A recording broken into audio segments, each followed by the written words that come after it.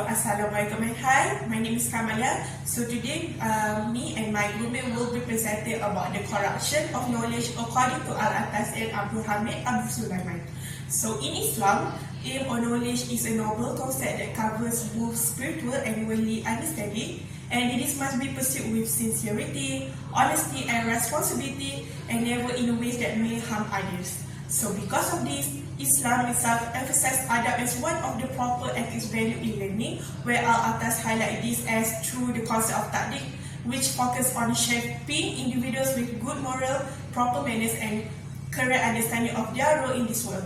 However, in today's modern era, the corruption of knowledge has become commonly increasing, where some educated individuals misuse the knowledge for their own personal gain, like twisting the facts, spreading misinformation, or using the knowledge that they have by harming or bringing down others.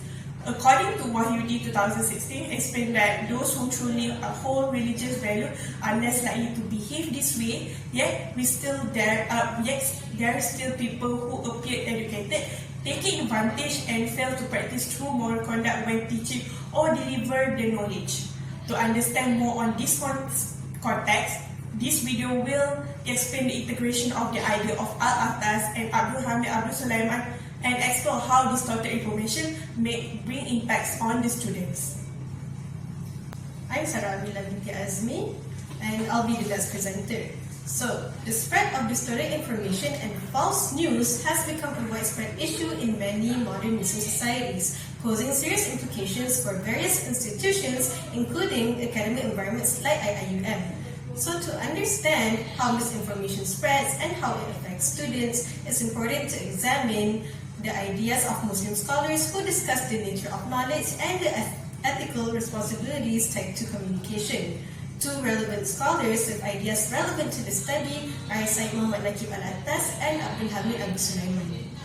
So, fake news, whether categorized as misinformation, disinformation, or malinformation, all refer to false or misleading information presented as the truth.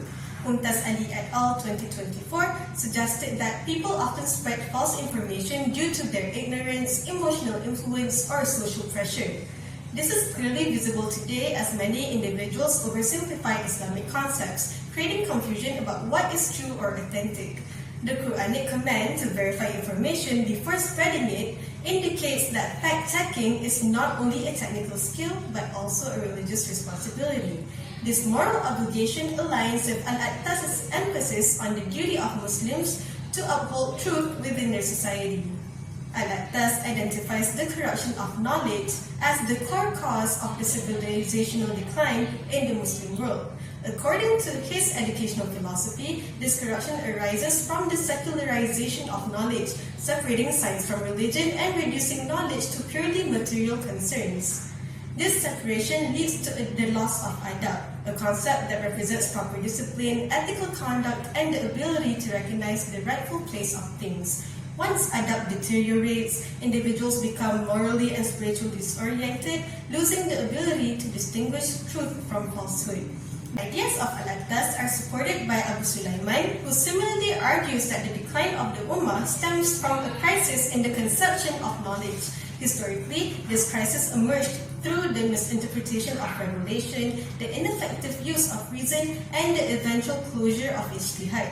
Abu Sulayman explains that the rise of foreign ideologies and fragmented methodologies further distorted Islamic epistemology, creating confusion regarding what constitutes as reliable knowledge.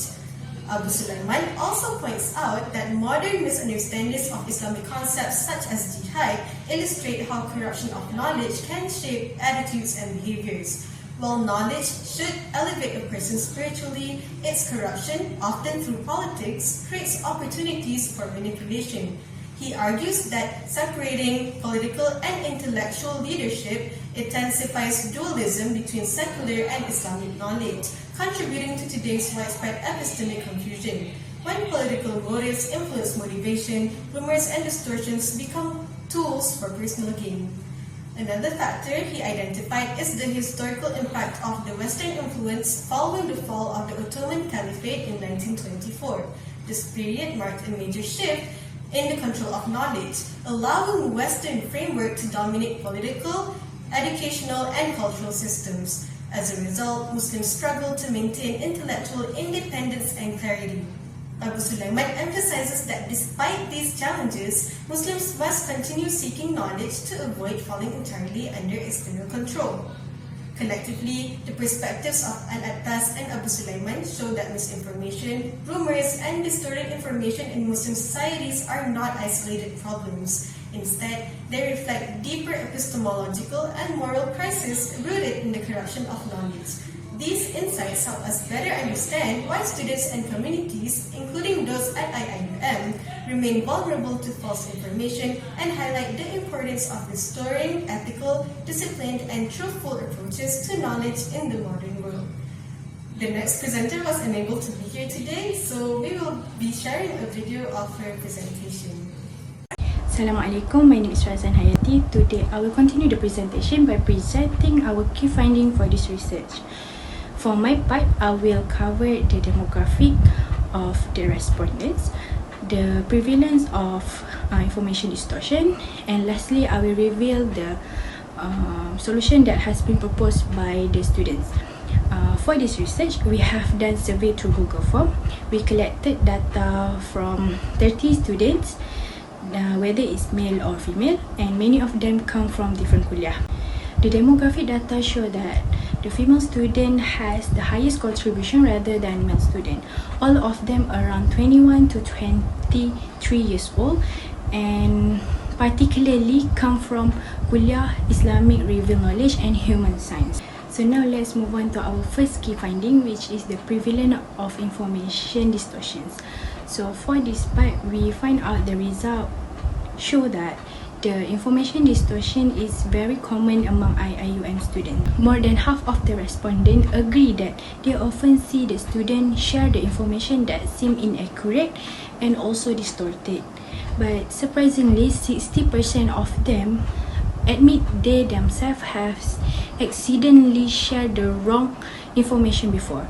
This shows that the false news can be easily separated even without a bad intention.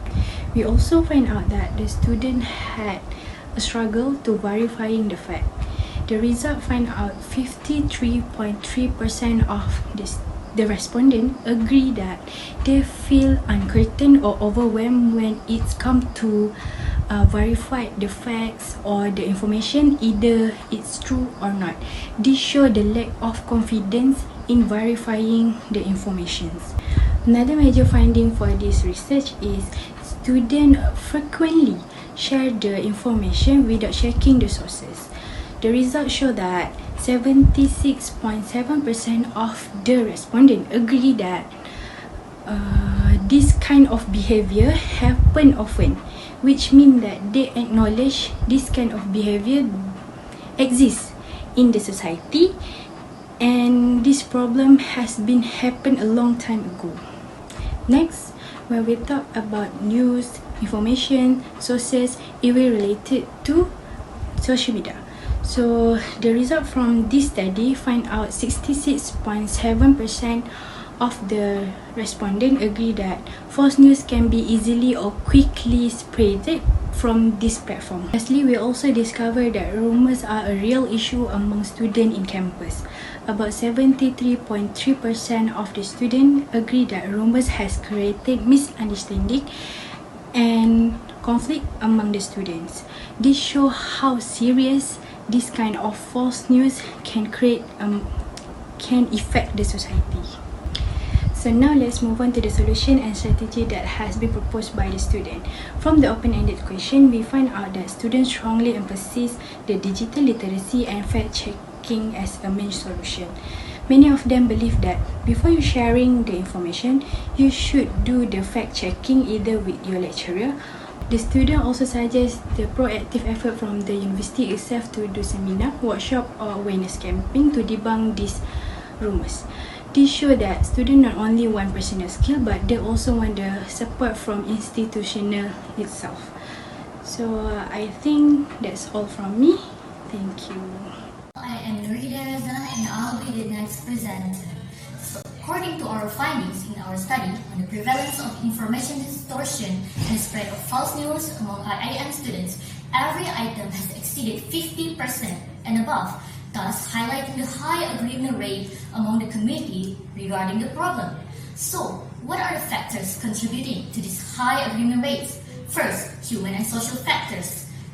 Second is personal skill limitations. So, with social and human factors, all students nowadays, even outside IIUM, use social media applications to deliver and receive important messages, news, and information. There are even functions called stories, status, or reels, which enables every person to share any information with just a few taps of their fingers on their smartphones. So aside from that, students are always surrounded by their peers, which leads to peer pressure and social influence.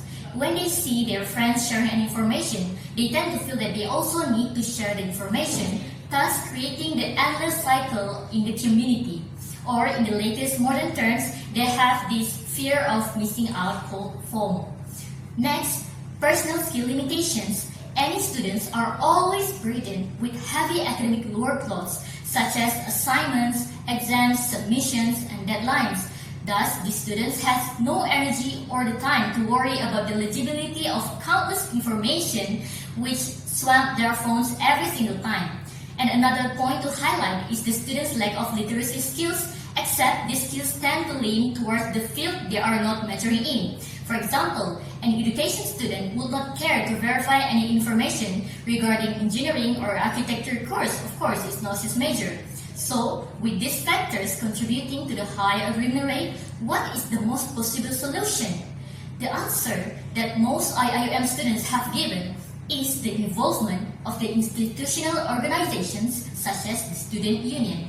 This shows how the students believe the corruption of knowledge via information distortion and the spread of false news is not a challenge a single student can take by himself, but it must be faced by the whole community. It is the same with the Ummah. It is not a burden of a single scholar, but the corruption of knowledge is the problem that the whole Ummah should work together to solve.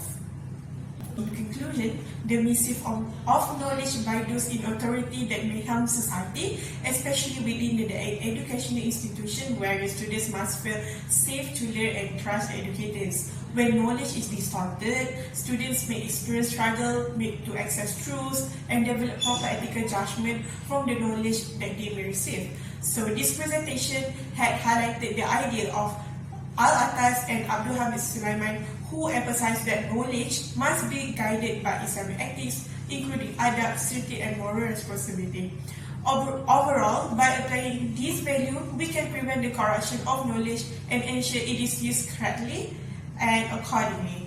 So that's all we have presented in this video. So, Assalamualaikum warahmatullahi wabarakatuh. Thank you. Thank you.